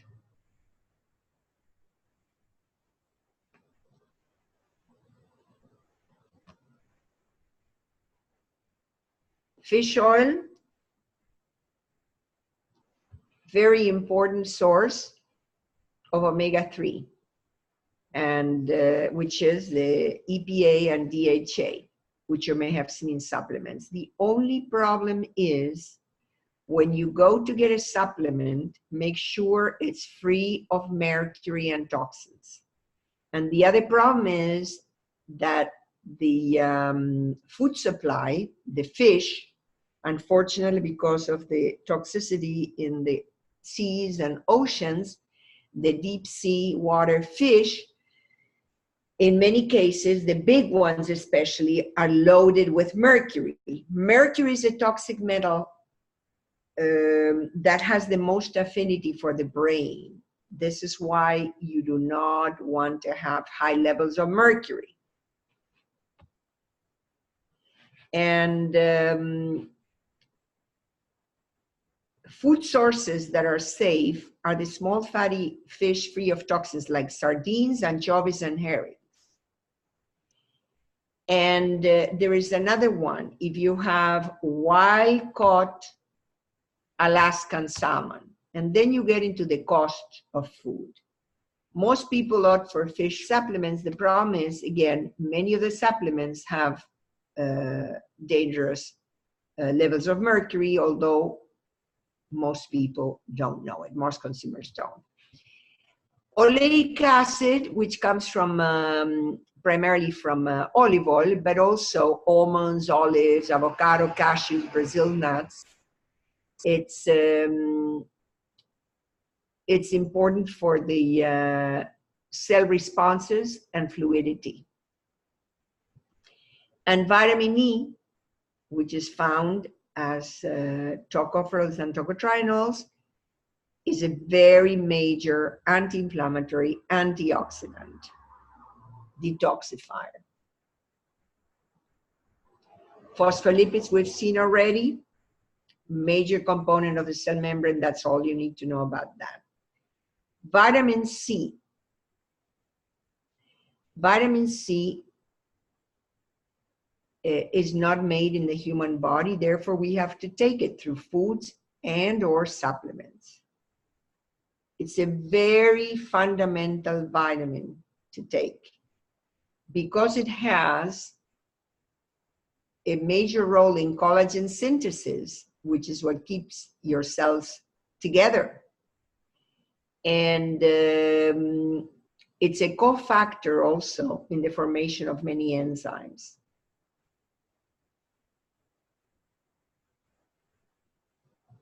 And it's also a cofactor, along with others, in the formation, in the conversion of norepinephrine to epinephrine. Vitamin E is also very important. And it's important for retinal function. And it has been used successfully in autism. It has to do also with epithelial renewal and epithelial function, epithelial tissues, which are covered tissues. Vitamin D, vitamin D3. See, vitamin D3, called technically cholecalciferol, and it's important for you just to know the name when you talk to nutritionists or physicians about it. It's synthesized in the skin from 70-hydrocholesterol through some enzymes that react with light, and from fish oils. It's important in bone mineral homeostasis, and it helps together with calcium to transport calcium into the bones so that bone is formed and renewed. In the nervous system, D3 is a prohormone which regulates cell differentiation, proliferation, peroxidation, and regulates nerve growth factor. So it's important to form neurotrophic factors, which are neurotrophic factors such as, for example, BDNF is a factor that is important in the communication between neurons. It's important also for brain detox. It also increases glial cell line derived neurotrophic factors. So vitamin D has also been found to be very important for mental health, and it has found to be low in people suffering from different kinds of mental disorders. And more often than not, people tend to be deficient. It's very unusual for people to have too much vitamin D, and it can be toxic because it accumulates in fat tissue. Coenzyme Q10. So vitamin D, you need to know the major things about. And vitamin D3 is the active form. If a patient of yours is taking D2, that's not going to do them much good. I know some patients of mine have their physicians tell them to take vitamin D and they give them D2, but that's not, I think it's a better choice to give them directly the D3 without the need for conversion. Coenzyme Q10 is, which is technically called ubiquinone, is a fat-soluble vitamin, and only CoQ10, see there are many Qs in nature, but only CoQ10 is made by human beings. Major antioxidant, major factor in energy formation. And many foods have very small quantities. And here I tell you all the foods that have a lot or moderate quantities of CoQs. And the formation of CoQ in the human body has to do with many metabolic steps and many nutrients. So you have to be really good and have plentiful B complex in your body, vitamin C, trace elements, which are small minerals such as zinc and selenium. And there is a link to depression, and there are cardiovascular problems and diseases that are linked to it. And it's important because decreased CoQ10 is associated with lowered immunity and more inflammation, for example, in the mouth with gingivitis, inflammation of the gums. And people can use 100 to 300 milligrams daily without any toxicity.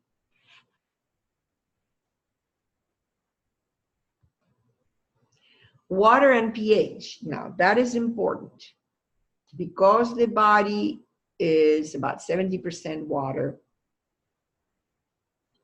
It's important to have the right kind of water. The right kind of water, it's the one that comes from a well, from a natural spring, or multi-filter, like with the only problem when you use, and good water is the water that is rich in minerals. Now, there is one water which is very good because it's pure, which is reverse osmosis water. The only problem is in reverse osmosis, it's a purified water which has no minerals, but at least it's pure water.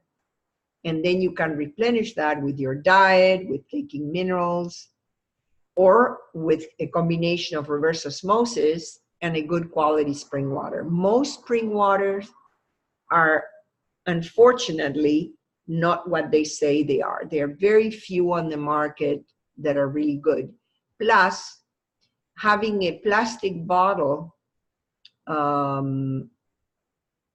interferes with the quality of that water because plastics are a source of an environmental toxin.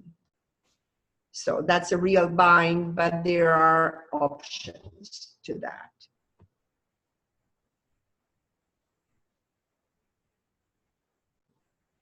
And good hydration with good quality water is very important, because when you don't take enough water and you dehydrate, the brain shrinks in volume.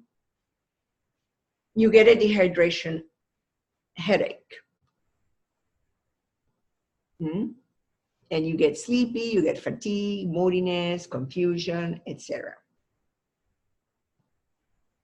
And cold water is absorbed faster than warm water. Now, to increase recuperation, drink chilled water. However, for good health, room temperature water is best, because otherwise it can upset your digestive system. And you need to know, alkaline cells are healthy, acidic cells as unhealthy. That's all you need to know here. Alkaline cells healthy, acidic unhealthy.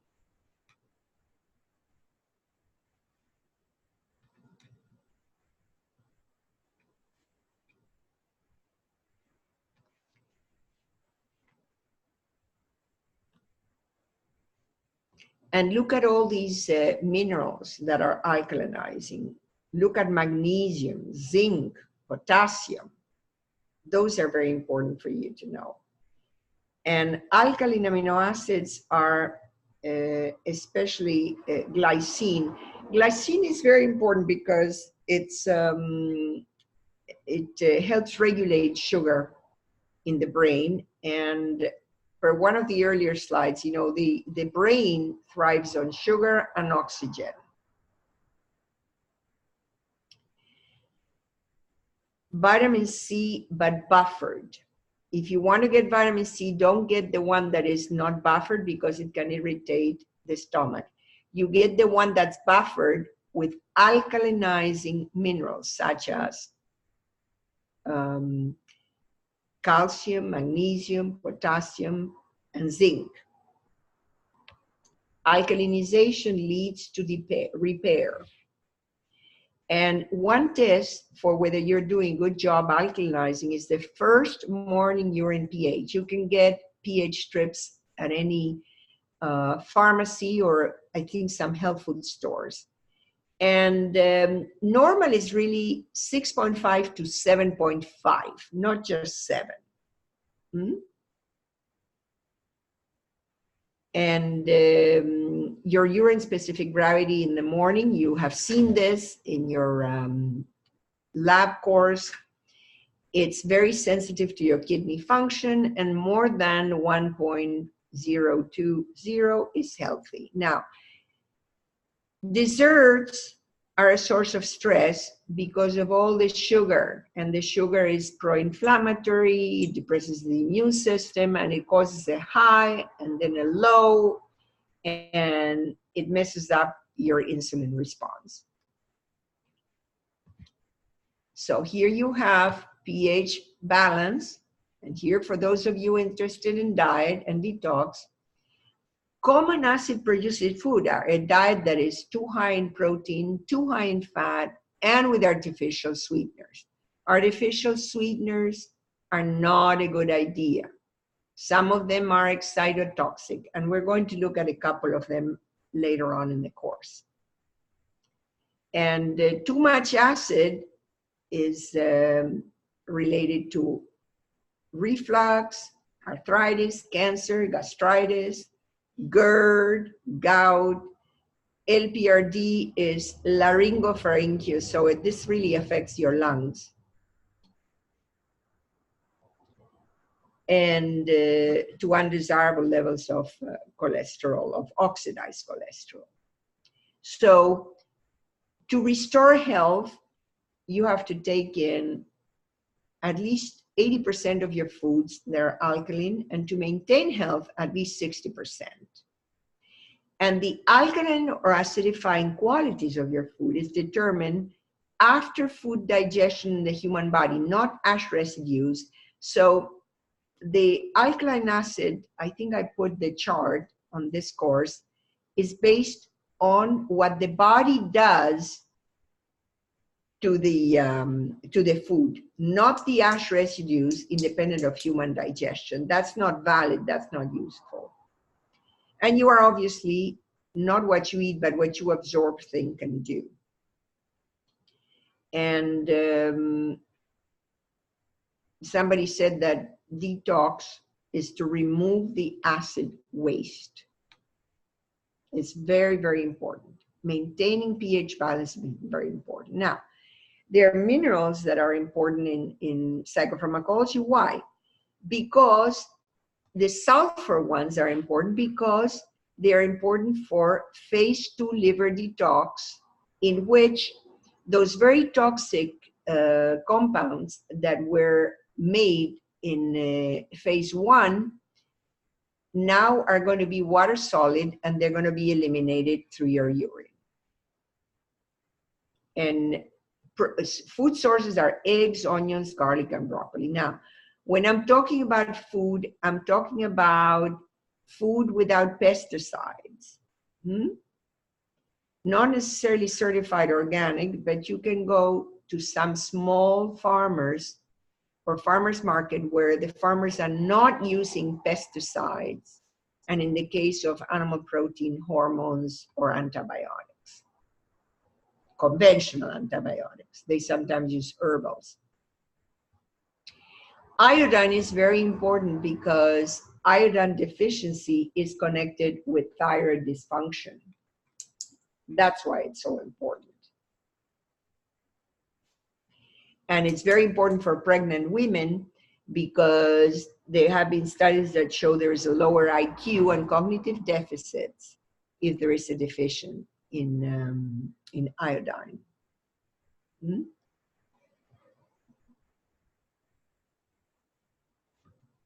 Selenium. Why is it important? It's not only an antioxidant, but it's also the enzyme that converts thyroid hormone, T4, thyroxine, into active thyroid hormone, or T3, 3-iodothyronine. That enzyme is composed of selenium, 1 atom of selenium, and 2 of iodine to form selenium deiodinase. So it's important as an antioxidant and in the formation of active thyroid hormone. Zinc. Zinc is super important for protein synthesis, for DNA synthesis. Remember that zinc is very important for enzyme activity. There are more than 4,000 enzyme activities that are required to have zinc.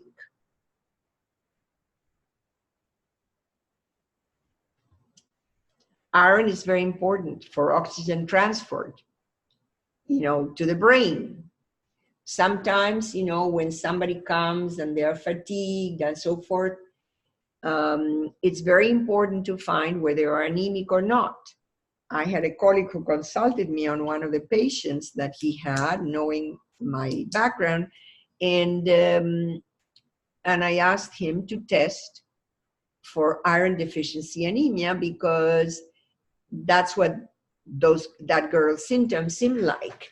And in fact, she was anemic. So once the anemia was resolved, some of the fatigue and other symptoms got resolved. Iron is also a part of the cytochrome P450 detox system, the cytochrome P450 enzymes that not only initiate the serotonin and dopamine synthesis, but also in the processing of the medications. Some are 2D6 dependent, some are 2C19, some are 3A4. I don't know how much pharmacology you've had, but you see how important. If somebody doesn't have enough iron, obviously they're not going to be able to process their medications well. So for those of you who have asked me about nutrition in the enhancement of medication effects, you need to have a good baseline of the conventional blood chemistries. And the best lab test for iron is not iron per se, but total iron binding capacity. TIBC, which is a lab that, unless you are in one of the, I wonder, is there any student from Louisiana in this group? Okay, no, because in Louisiana you could be ordering those lab tests, but otherwise you have to ask a doctor to do, a medical doctor to do that. So if you're deficient in iron, it also interferes with myelinization, which is so important in early infancy. Also, to absorb your iron, you need to have enough stomach acid, hydrochloric acid, and antacids, which so many people are on, you know, the PPIs, proton pump inhibitors, drug-altering acidity, you know, complexing ice agents, they create insoluble iron complexes, and so it cannot be absorbed. You have diarrhea, you have intestinal inflammation.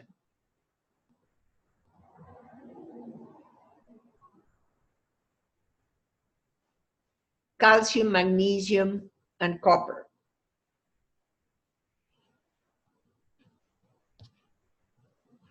We're going to emphasize, you know, it's magnesium here because it reduces excitotoxicity and brain inflammation. And copper is a cofactor, but we're going to delve more into magnesium. And I think at this point, I'm going to stop. Let's see. Actually, we're going to stop here after I do these 2 slides. Magnesium is very important for the heart, for the muscles, for glucose regulation, and they are drugs such as some antihypertensives that can deplete magnesium. And in terms of supplementation, if you take magnesium with the choline citrate, it prevents diarrhea. But magnesium is extremely important, vital for health. It's involved in more than 600 reactions in your body. It's involved in the creation of ATP, which is so important for energy. It's important in mitochondrial function, relaxation of blood vessels and blood pressure normalization. It's antioxidant. It's important to improve sleep. It's important in mental and physical relaxation.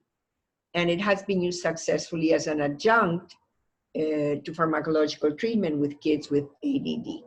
So I think we're going to stop here so that we can do question and answer period. And at this point, I'm opening up to questions.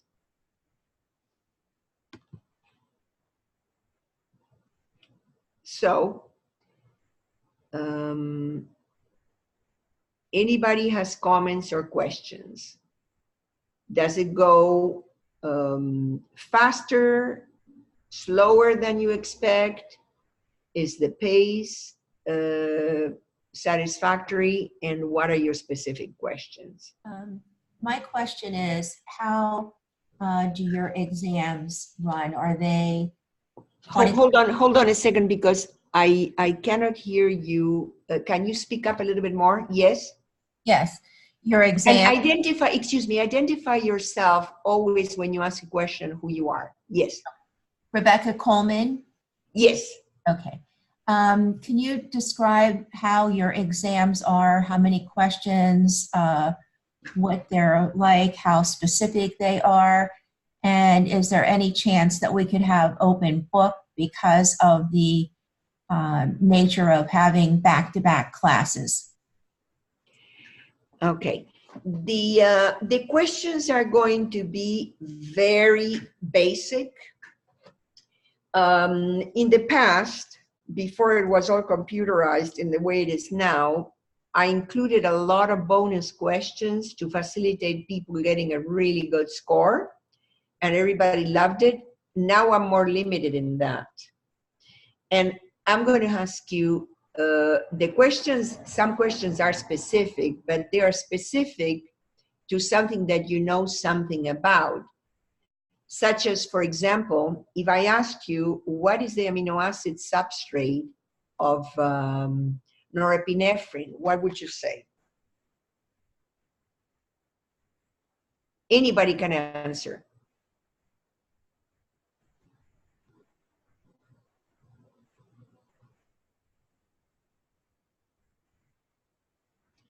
And you know, I can, if somebody is writing, how can I read? Let's see. How can I read? How can I read? You just go to the chat from the bottom. Okay. Okay. To the chat. And how can I? And when I go to the chat, what do I see? What do I click on? You should hopefully see the last conversation that was going on. No, I don't see the last conversation. The chat one here, and I don't see. I just. Oh, yes. I clicked on chat. Yes. Ooh. Yeah. So I get a lot of feedback here. So let me see if anybody, yeah.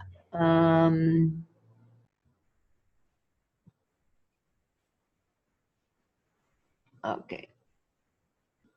Okay. It seems we covered 124 slides in 2.5 hours, which seems to be quite a bit. Yeah, it is quite a bit, but many of those slides are slides that are for your information. You know, what I do after What might be helpful is if exam, you can help I us do a study identify- guide. I do a study guide so that in the exam, that includes the study guide and what I say in class. And usually, yeah. And so you have an idea what you have to review. That could be I had very a helpful. comment. What we've done in the past, which has been helpful also, is maybe highlighting what is important in the slides themselves or coloring. Yes, red. in the slides I am putting I'm putting bold in what's most important in the slides. Yes, that's a good point, and I have that already on the slides. That You was have what we- actually a question I had too. When things are in bold, is that indicating that it might be testing material? Because as I was listening to you talk, a lot of times you would say the phrase, "This is important, this is very important," and that came up a lot. And with past instructors, typically when they say a phrase like that, they're referring to, you know, maybe test material or a concept, but it came up so often while you were talking. I found myself, I mean, I probably have over 200 asterisks that said, you know, when you said things were important. So I'm just having a little trouble teasing out. Like, right, no, don't worry about that. Don't worry about that. And you know, if you can imagine, this field is so huge with the explosion of molecular biology that what I'm giving you is a summary of the summary. And this is why we've had a lot of talks about making this course a 2-weekend course, and they were going to do it, and then they were not going to do it. But the way we resolve it is I'm giving you a lot of information. I'm doing a study guide, and the study guide is going to simplify things very significantly. I do not want you to become nutritionists from this. It takes a lot more than one course. I want you to be aware of the importance of nutrition, of some basic concepts, and to start using nutrition in your practice. That's all I would like for you to do. So that you are going to get a study guide after the course is over. And that's greatly appreciated. Thank you. No, you will get that. Don't worry. And I see, but because I changed the course always a little bit, I cannot produce that until I finish this course, because I want to include everything that is relevant to this year. People have different interests. There's new information and so forth. So I hate to add pressure. Do you have a timeline when that might be, given that we have class again next weekend and probably want to take the quiz before? I will try to post the study guide on Monday sometime. That would be great. Thank you. Between Monday and Tuesday, I'm going to post the study guide, but no later than that. Remember that I have been there, and I'm aware that some of the faculty were not presenting things until the very end, and it was very challenging. Okay. I don't know if you, oh, sorry, this is Jason. I don't know if you can answer this. Do you know when the exam is required to be completed by? Do you know if it's I don't, and that's what I was asking Aideen, because things are changing. Things are changing every year. And things were pretty stable for a few years when I was teaching, but the last couple of years, they have changed a lot. Yeah, because last semester they started the requirement of having to complete an exam before the subsequent lecture for the next class. So if that continues, then technically we would have to have the exam done before next Saturday. Well, but your exam, I want to review a couple of things. Your exam is going to be posted as soon ASAP after the course, and that ASAP is going to be probably posted at the same time as the study guide. So you will have some time.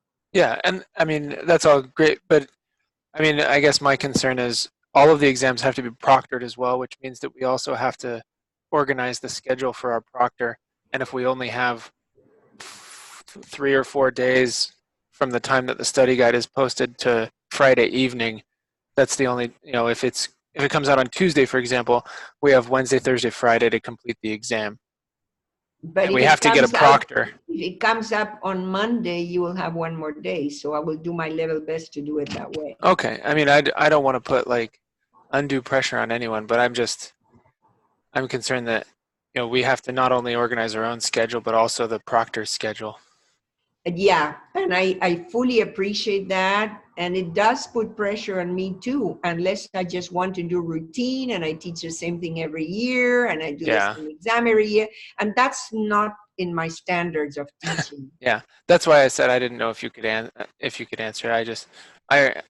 So, all right, cool.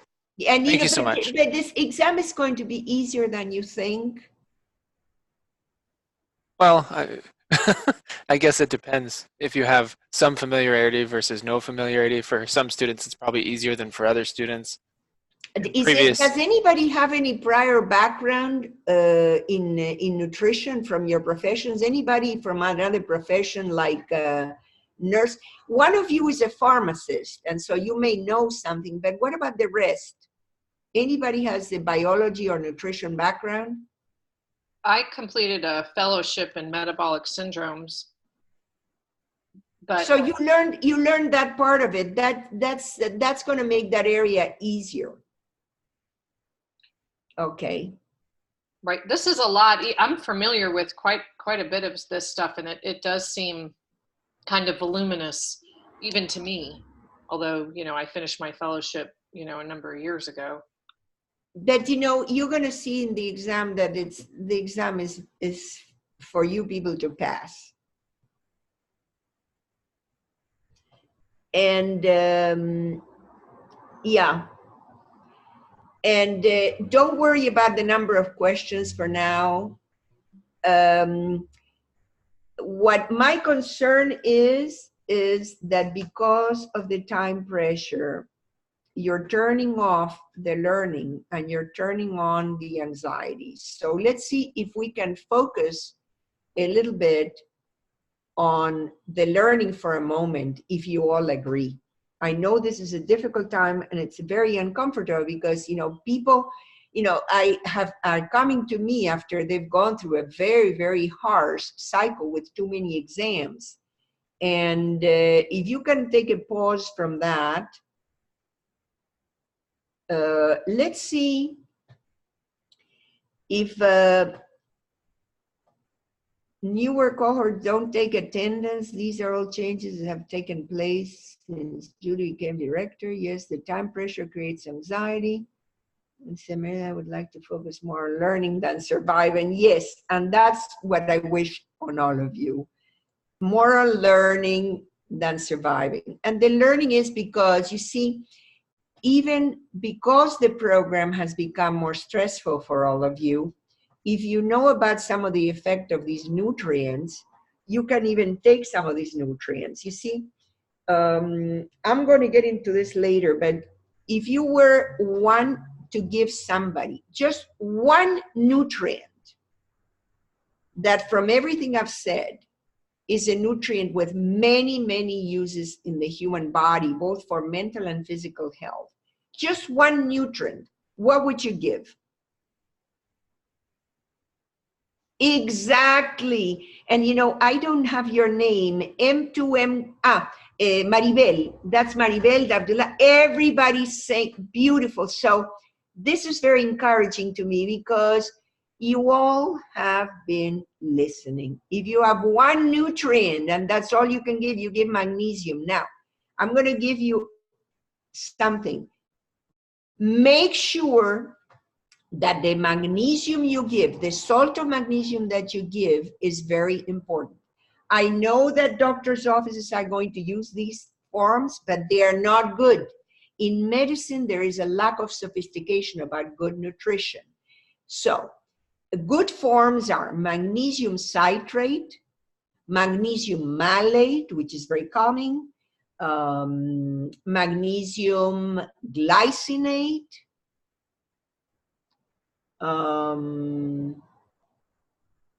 those are the major forms of magnesium that I would recommend. And I would not recommend magnesium sulfate or magnesium oxide. But the other salts are very, very good. So just remember magnesium. Now, there is a group of vitamins that is extremely important for stress and for making neurotransmitters. What is that?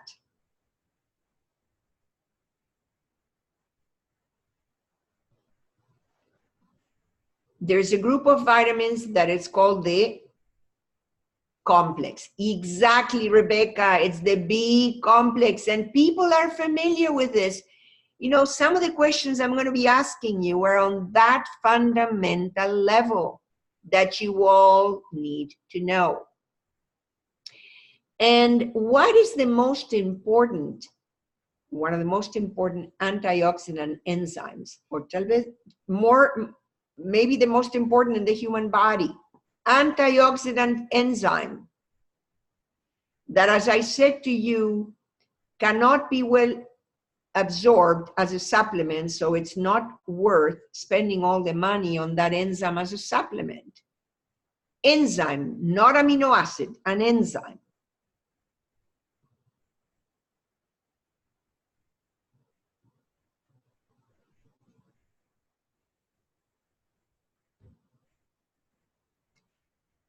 And now you're going to see taurine and tryptophan are amino acids. It's another class. An enzyme is vitamin D is not an enzyme. Glutathione, that's great. And I particularly commend you, Chiara, because you made the effort to go back and read your slides and look at this, and it's very encouraging to me. So, glutathione, and you all need to remember glutathione, but do not recommend glutathione supplements to your patients. Remember that there is the sulfur group of foods such as onions and what else? The ones that have a lot of sulfur. Garlic, great, Jason.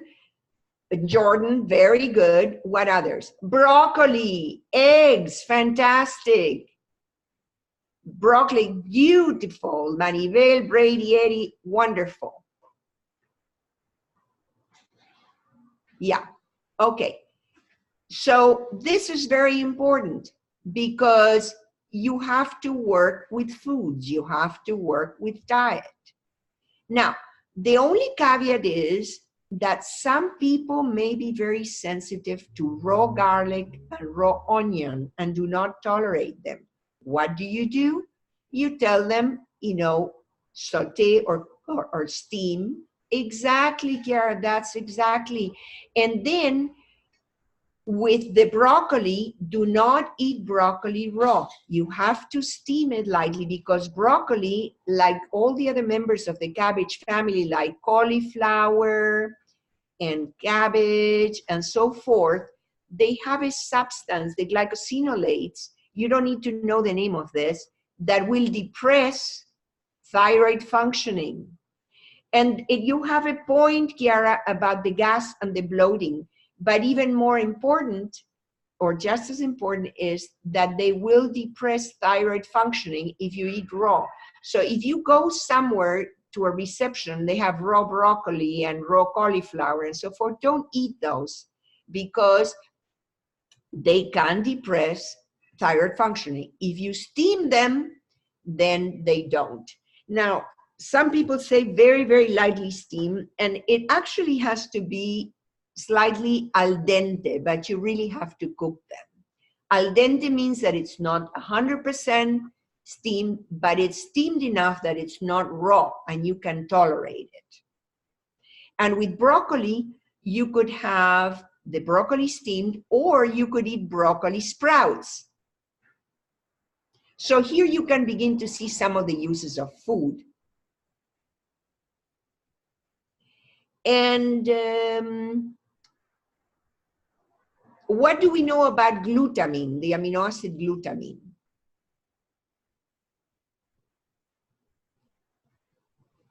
What is it good for?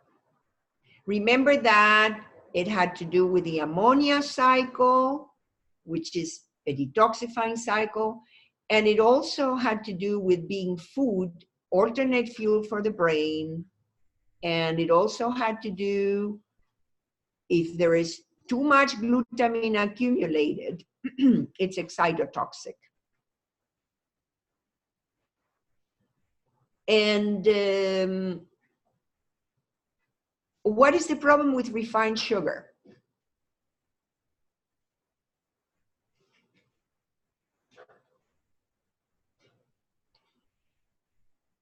Yes, exactly. All of you, inflammation, cancer risk. Where to start, Jason? That's very good question, because there are many problems with that. Fat, in the sense that it gets into bad fat. And when you have carbs that are bad fat, then you have weight gain. Wonderful. Increased insulin to the point where you get insulin resistance. Beautiful, Kiara. So, you all are really involved in this. And so you are understanding basic notions. That's what you need to know. How about raw honey? That is an excellent question, Abdullah, because the only honey I'm going to recommend is the honey that is raw, unfiltered. Don't just go by the glycemic index. Just listen for a moment. It's raw, unfiltered, organic honey. Why? Because if it's unfiltered, it will also have prebiotics, which we're going to talk about, which are very important to feed the good bugs in your gut. It has to be raw, because when you cook with honey, it transforms into sugar. and that's not good. So do not cook with honey, but you can have a little bit of it raw, organic, undiluted. And for most of you, it's going to be hard to get it from a beehive. You know, in some courses, we have students to psychologists who lived in farms and they had raw honey from the beehive. But short of that, it has to be raw and filtered organic. And it's a very good food because it also has, not only does it have prebiotics, but it has also propolis, which is a natural antibiotic. Yes, it's still a sugar, but not all sugars are bad. Some complex sugars are very good. And honey is not a simple sugar when it's raw. And yes, because it's a sugar, you have to be moderate in the use. Yes.